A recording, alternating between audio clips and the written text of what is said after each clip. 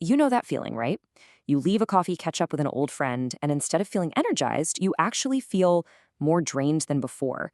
It's confusing, and honestly, it can make you feel a little guilty. Well, in this explainer, we're going to dive deep into the psychology behind why some of our best, most cherished friendships can start to feel like a real chore. It's the big question, isn't it? Why do some friendships start to feel like work? I mean, you've got all this history, you've got shared memories. On paper, it should be easy. But for some reason, keeping that connection going feels less like a joy and more like a task on your to-do list. The answer, it turns out, is way more complex than just one person being a bad friend. It's much deeper than that. Okay, picture this. You get in your car after that lunch, you close the door, and there's just this silence. And instead of feeling happy and connected, you just feel hollow. The chat was fine, it was friendly, you covered all the usual topics, but it never went deep, did it? There was no real spark.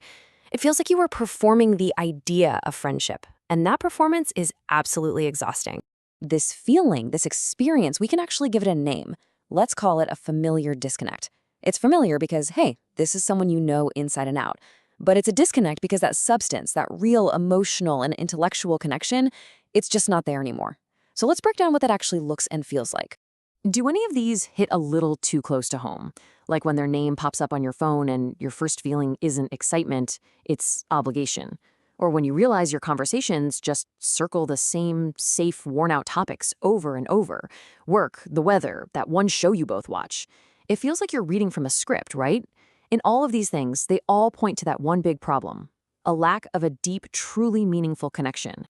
So, we've identified the symptoms, we know what it feels like, but what is the root cause? What's actually happening under the surface? Well, psychology points to this really powerful but super subtle process called value drift. And here it is, the official definition: value drift. Now, I want you to pay close attention to a couple of words here: natural and gradual. This is so important. This isn't about some big fight or a dramatic betrayal. It's simply about the fact that we all grow and change as people. What mattered most to you 5 years ago might not even be on your radar today, and that's okay. This chart really puts it into perspective, doesn't it? Think about it. Back then, you probably had shared goals, maybe similar lifestyles. Your conversations just clicked. They had this deep resonance because you were on the same page. But now, you're on divergent paths. Your priorities are different. And so the conversations just skim the surface because that deep, shared foundation, well, it's kind of eroded over time. I love this metaphor of two ships. It's just so perfect because it captures how passive this whole thing is. There's no one to blame here. It's just two people who started their journey in the same harbor, but tiny little adjustments to the rudder over many years have slowly pointed them toward completely different horizons. It's a quiet drift, not a loud crash. Okay, so we get value drift, but that still doesn't explain why it makes us feel so tired. Why is it so draining? This is where things get really interesting, because now we're talking about how your brain responds. And it's all happening subconsciously, as a kind of protective measure. The technical term for this is attachment depletion. Look, your brain is all about efficiency. It has a finite amount of emotional and mental energy to spend every day, so it's constantly doing this cost-benefit analysis. And when it senses that a connection isn't giving you that deep, fulfilling feedback anymore, it starts to pull back its investment. It stops sending its best energy there to save it for connections that actually feed you. And this brings us to the secret sauce, the one key ingredient for any great, energizing friendship: mental resonance. You know what this is. It's that incredible feeling of being seen, of being understood, of being challenged in a good way. It's when you bounce ideas off each other and both walk away feeling smarter and more alive. When that mental resonance disappears, the friendship is basically running on fumes. So here's how the whole chain reaction works. First, your values start to drift apart. That leads to the connection losing that vital mental resonance. Then your brain, which is literally wired for connection and growth, subconsciously starts looking for that resonance somewhere else. And to get the energy for that search, it stops investing in the draining connection. And that is what we feel as exhaustion. That's the depletion. Now, I know this can all sound a little bit sad or negative, but this is where we completely reframe the entire experience.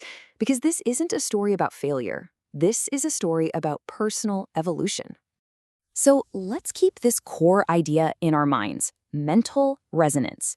Your brain isn't being mean when it pulls back energy from a friendship. It's being smart. It's actively trying to align you with people and ideas that match the person you are becoming. This isn't a bug, it's a feature of personal growth. This comparison right here is everything. We are so quick to frame a drifting friendship as a personal failure. We think, what did I do wrong? And that just leads to guilt and shame. But what if we chose to see it as a natural evolution, a sign that we're growing? Instead of shame, we could choose self-compassion. It's not about forgetting the past. It's about honoring who you are right now. And this, right here, is the ultimate takeaway. Allowing a friendship that no longer fits to gently fade away isn't a harsh act of rejection, it's a necessary act of creation. You are clearing out space, emotional space, mental space, even just time in your week, for the connections that are going to energize and inspire the person you are today. So as we wrap up, I want to leave you with this question to think about. This isn't about making some kind of cut list of friends. Not at all. It's about developing awareness. Just take a second to think about your relationships. Which ones give you that buzz of mental resonance? Which of your friendships are truly energizing your evolution? Just recognizing that is the first, most powerful step toward building a social life that doesn't just sustain you, it helps you thrive.